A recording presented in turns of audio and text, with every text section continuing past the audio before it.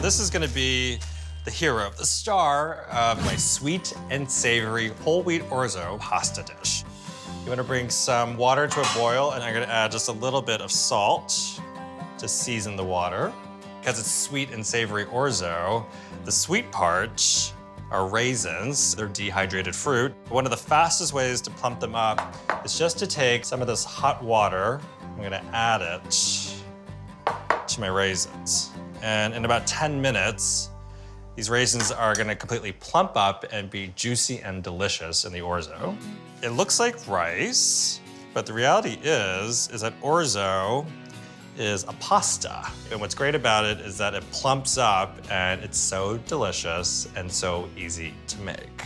So into the pot, we're gonna take our 1 cup of bulk bin orzo, a little stir in here. And when this comes to a rapid boil, I just wanna lower the heat and let it cook for about 8 to 10 minutes until it's tender. The next ingredient, caramelized onions. And we're just gonna do thin slices.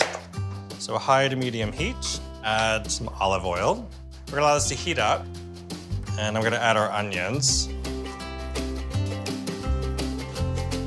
And I'm just gonna break them up. I'm gonna add a little bit of salt, fresh cracked pepper, and then I like to add sugar. So you could do white granulated sugar, you could do raw sugar, or in this case, I happen to have some coconut sugar. Adding just a little bit of sugar helps speed up the caramelization. 1 little half teaspoon can go a really long way for this. We'll give this a stir. And this is gonna take about 10 minutes to cook all the way down. I think our orzo is looking pretty good, and we're gonna drain it. What I always love to do is take a little bit of olive oil, sprinkle it on top. We also need 3 cloves of garlic.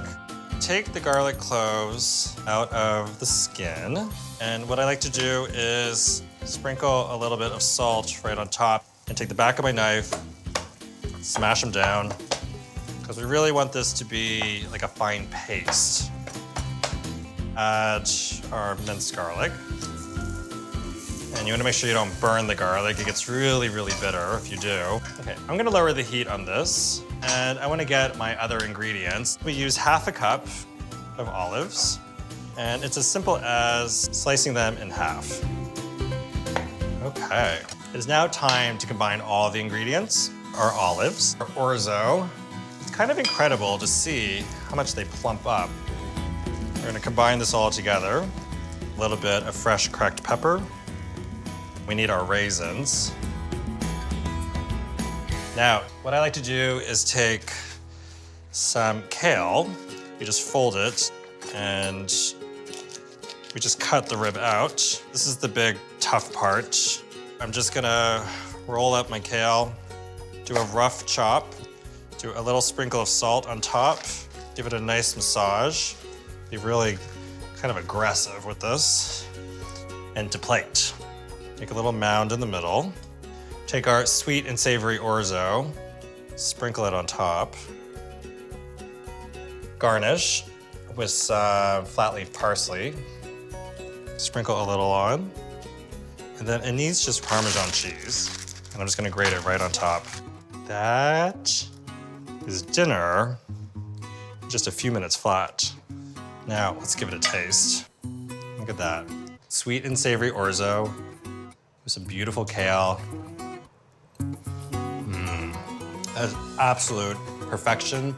The saltiness, the sweetness, and it all started off with a simple cup of whole wheat orzo that I picked up from the bulk bin. Sweet and savory orzo, give it a try.